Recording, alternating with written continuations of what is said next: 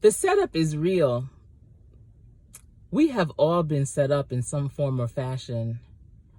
Remember growing up as a child and people in your circle would tell you how you're so much like this person or that person in your family? It could be your mother, your father, your sibling. Oh, you're just like your aunt. You're just like your uncle. You're just like your cousin. You're just like your grandfather. Oh, your grandfather. Oh, you are just like him. Your grandmother, you're just like her. And in some cases, they're talking about the way you may look. But even at that, you're being set up either for success or for failure. And I say this because as children are very observant. Many adults don't realize how much children take in. They don't say much because they don't quite know how to contribute to conversations. And I know back in my day, you weren't supposed to get into grown-ups business anyway, but you can't help but hear the things that are being said or see the things that are happening. So if you are telling a child that they are just like a person, how is that person's character?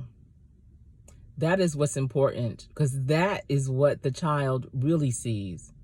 As a child, you can't see your resemblance to a grown-up. You don't know that, you're going to blossom into this amazing looking person or not. You're thinking about that person's character and how they are showing up. That's what you're thinking you're just like.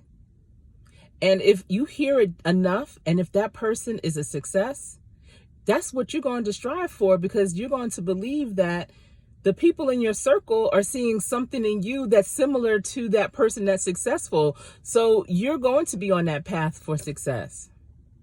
And sometimes if you see that the person that they are comparing you to is a failure, is someone that has low energy, sometimes that's what you will develop into as well. So we are all being set up. I remember when my son was younger and he used to love collecting football jerseys.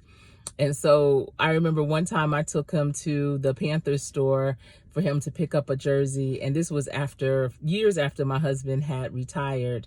And we came home with a particular jersey. My son really liked this player. And we showed my husband and he was like, "Oh, you have to take that back." And my son and I was like, what are you talking about? Like, why do we have to take this back? This is one of his favorite plays. This dude is killing the game. And my husband was like, because his character isn't good. And I don't want our son, to walk around with his name on his back. And when he explained that, it made sense. What are you carrying that you are representing because that is what you see or heard of that you feel like you want to be aligned with? Or that because you're just like, you feel like you are aligned with? Be careful of that setup. I know personally, I remember growing up and y'all, I was so funny looking when I was a kid. I really was. I know it. I'm not even trying to deny it. And it was okay though, because even though my peers, they made sure to point out the obvious of what made me look crazy. I had a big gap in my teeth and my body was just awkward, just developing in different ways. And my family, though, would always tell me how beautiful I was. And in my head, I would be like, what? Like, okay, what are you? I wouldn't say it out loud, but in my head, it was just kind of like, what in the world? And they would always say, "Oh, you look just like your cousin, or you look just like this aunt or that aunt." And I would look at those aunts and my cousins and I would be like, wow, they are beautiful. And not just in how they looked, but how they were. They were amazing. And the ones that are still here, thank God, are still amazing. I'm still striving to be more like them. That was the thing. So in my head, I always knew, like, okay, in my eyes, I don't see how we resemble, but if they see something in me that's like them, I know I'm going to be all right. So I always would say to myself, these same young dudes that are like making fun of me, tee hee hee, ha ha ha, whatever, when I get to high school, I'm not going to I'm not going to date them. I knew that from like 5th grade. And sure enough, when I got to high school, everything came together. And when those guys try to date me, I'll be like, nope, no, thank you. No, I'm good. And they became good friends of mine, you know, because we all just grew up together, but I never dated any of them. And so, you know, I had a different type of self-respect and self-esteem because of what was groomed into me, because of my setup. My setup was for being positive. My setup was to be successful. My setup was to believe in myself. My setup was to be kind to others, because that's what I saw in the people that I was compared to. So be mindful how you are setting up, especially the young people in your life. They don't know. They don't know that you're not saying you really look so much like that person, but that you kind of act like them. And is it a good thing? If it's not, leave that part of the conversation out. Don't share that with that young person, because that's who they're going to think they're supposed to be like. I know with my children, my center child, she's the middle, has always reminded me of myself. And I would tell her that from a child, like, girl, you are so much like me. If I was your age, if you was my age, we would be so tight. And because of that, it makes me strive to be the best that I can be, because I know how she's looking at me. I know that she's looking to me as part of her trail that I'm blazing so she can come down. So she is so confident, successful, independent.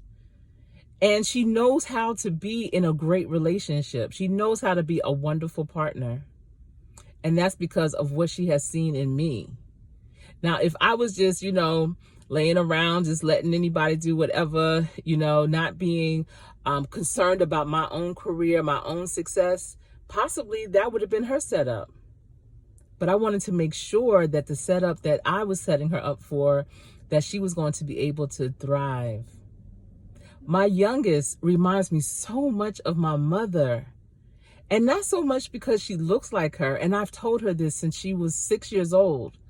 It's not so much because she looks like my mother. It's because of how kind she is, how full of life she is, how she just takes life by the horns and is willing to try things that will continuously propel her. And we've always told her that. And that is exactly what she's doing. We just sit back and eat our popcorn and just watch her life continue to blossom. And if my mother was here, I know she would be so proud of her. Our son, the oldest, reminds me so much of my father-in-law and my husband. And we've always told him that. My father-in-law was a brilliant man. Had multiple masters. He was an executive director for nonprofit organizations in New York. He did counseling. He was a coach. He was a mentor, a husband, a father, a brother, an uncle, a great man. He loved to read. Oh my goodness, he was always reading, always. My husband's the same way. Always learning something new, never figuring that he knows everything. You know, and so my son, he is so much like that. He has been reading since he could read, and always would carry a book with him. Then when Kindle came out, he would always have his Kindle, and now he's a published author. So when we told him, you're just like your grandfather, it wasn't a grandfather that, you know, had wayward ways or anything like that. He could see the life that his grandfather was living. Just like my daughter could see the life that my mother was living. Just like my other daughter could see the life that I'm living. And that is important. How are we setting up our young people? Who are they reminding you of? And if they are, and if it's a low energy, negative person, they're still young enough to change that whole dynamic, to change that whole direction of their life. That's what we're here for, to help them be groomed into better people. The cycle can stop. Rebranding is possible. You know, pouring into them what to do and what not to do. But most importantly, what to do. and focus on that. And when they do it, praise them for that. Reward them for that. Don't set them up for the okie doke. You know, people think that's so cute. Oh, you just like your daddy. Oh, woo. You just like your auntie. What in the world? That's setting them up. You know what? You're just like your mother. You're just like your father. And you know, they say when you're born, you look like your parents. You look like your family. But when you die, you look like how you lived.